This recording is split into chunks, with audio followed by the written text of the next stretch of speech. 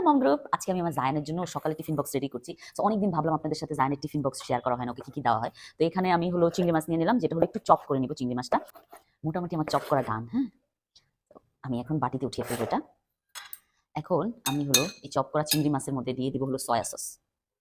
তো আমি একটু চিলি ফ্লেক্স দিয়ে দিচ্ছি, তারপর হলো একটু ব্ল্যাক পেপার দিয়ে দিচ্ছি। হ্যাঁ, আচ্ছা এখন দিয়ে দিচ্ছি টমেটো সসটা। হ্যাঁ, তো মেরিনেশন করা যেই ইয়েটা ছিল, তোমার চিংড়ি মাছটা ছিল, এটা এখন আমি একটু বাটার দিয়ে কুক করে দিব। তা এখন এই যে বাটারটা গলে যাচ্ছে, এখন আমি হলো চিংড়ি মাছটা দিয়ে দিব সাথে সাথে।